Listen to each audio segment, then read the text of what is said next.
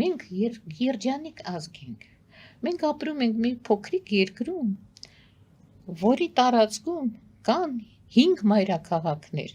հնուց մնացած, Արտաշատը, Արմավիրը, Գյումրին, Գորիսը, Երևանը։ Գորիսն էլ ա եղել որոշ ժամանակ, Նժդեհի ժամանակ։ Եվ յուրաքանչյուր մայրաքաղաքը ոչ միայն կառավարչական ֆունկցիաներ ուներ, նա կառուցվում էր պատշաճ ձևով, որպես մայրաքաղաք։ Օրինակ, Արտաշատը կառուցվել է Գանիբալի հատակագծով եւ ինքն էլ հետևում էր, որ ճիշտ կառուցվի Արտաշես առաջինի ժամանակ։ Իհարկե հիմա քիչ բան այնտեղ մնացել, բայց ինչը որ մնացել է, տրադիցիան է մնացել եւ պահպանվել է։ Օրինակ Արտաշատի թատրոնը դրամատիկական կառուցել է Ալեքսանդր Թամանյանի որդին, Գյորգի Թամանյանը իր նախագծով։ Բայց մեր ավանդույթը կա ճարտարապետական։ Մենք ուր գնում ենք, մենք անընդհատ մեր աչքը շոյում են հրաշալի ցանկապատները։ Օրինակ ազգային ժողովի, օպերայի, Կիևյան կամուրջի, ամենտեղ հրաշալի ցանկապատներ եւ մինչ օրս լավ խնամվող։ Ներկված եւ սև ներկով եւ բրոնզով ամեն շենքը հասարակ բնակելի շենքը 4 հարկանի, 5 հարկանի պատուհանների եւ բալկոնների դռների շուրջը քանդակագործ բարելիևներ։ Մեր ակադեմիայի շենքը վերևը երթիկ, ներքևը այդ 5 կամարները եւ էլի քանդակված պատեր։ Հայը պարզապես պատ կառուցել չգիտի։ Հայը պետք է այնպես կառուցի, որ աչքը շոյի եւ մենք պետք է նկատենք, որ շոյվենք։ Ես նկատում եմ, ես ուրախանում եմ։ Ինձ համար ամեն անգամ քաղաքով զբոսնելը երջանկություն է, որովհետեւ ես տեսնում եմ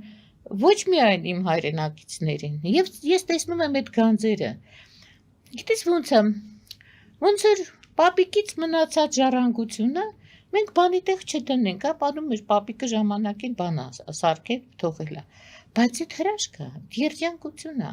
այդ այն կրթությունն է, որ երեխան աչքը բացվում է, տեսնում է։ Ինքը տեսնում է, որ 4 բոլորդ պետք է գեղեցիկ սարքես։ Պետք է ներդաշնակության մեջ ապրես։ Ցավոք սրտի ես տեսնում եմ միտում հակառակի։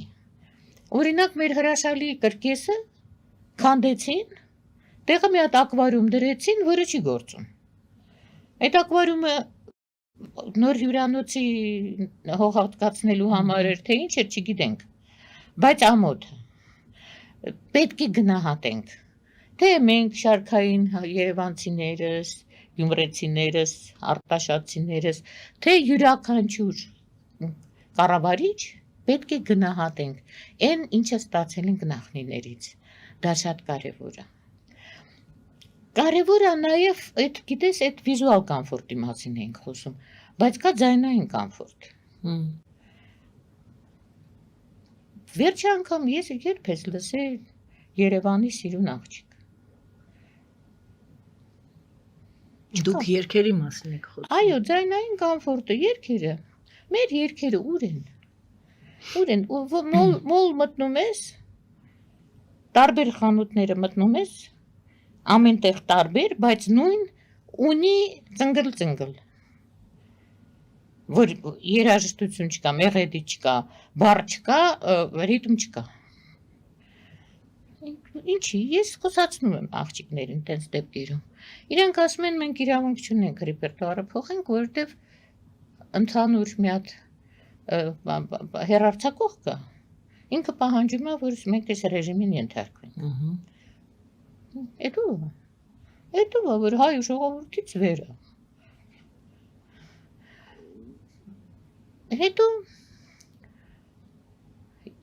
ես որ փոքր եմ, մենք ապրում ենք Թումանյան փողոցում, այն դիմացի շենքում, հիմա դիմացը մեր հյուսիսային պողոտան է, իսկ այն ժամանակ փոքր խրճիթներ էին սաղ։ Եվ բոլորը պահում էին հուշ։ Իսկ աղավնիները ծույլիկ են։ Իրանք որպես չգերանան, տերերը իրիկնամոտին իրանց հանում էին դուրս, ստիպում էին, Թրցնում էին, մենք ասում թրցնում էինք էին ապրես, թրցնում են։ այո, ամբողջ երկինքը աղավնիներով լցվում էր։ Իսկ իրանք էլ շատ հաճելի ձայն են հանում, հա, գլգլում են։ Հիմա լավ, այդ խրճիթները չկան, աղավնի պահողները քիչ են, բայց ես բազմաթիվ քաղաքներ գիտեմ, որտեղ քաղաքապետարան աղավնիներին պահում են։ Ես արդեն մեծ էի թորանս հետ գնացի Փարիզ, հիշեցի Երևանը իմ մանկության։ Ամեն հրապարակում քաղաքապետարանը հատկացնում է, բերում էին, կուտ էին ցանում, աղավնիները հավաքվում էին, այդտեղ ուտում էին։ Լավ բան է, աղավնին լավ բան է, համերաշխության, սիրո, նոյի սիմվոլն է, չէ, պահենք։ Մայիս է գալիս, ծիծեռնակներն են գալու, սպասում ենք ծիծեռնակներին։ Գիտես ինչ, ես օրինակ խորհուրդ եմ տալիս։ Դուք սպասում եք, ֆիքսում եք այդ պահը, երբ որ ծիծեռնակների առաջին անգամ լսում եք, որ ծիծեռնակը եկավ։ Գիտես ինչ, ես որ փոքր էի դպրոցում, մեր տղաները աշխատանքային ժամերին սարքում էին ցարյակների համար տնակներ։ Ու Երևանում կախում էին այդ տնակները։ Ինչու է պետք, որ սարյակը տուն ունենա, որովհետև ագրավը սարյակի ձվերի մուշտարին է։ Գնում է ուտում է ու սարյակները չեն բազմանում։ Իսկ սարյակների երգը ի տարբերություն ծիծեռնակների, իրանք ուղղակի ծլվլում են։ Սարյակները երգում են, երգող են։ Այդա հրաշք է։ Ես առավոտյան արթնանում եմ սարյակների երգից։ Մեր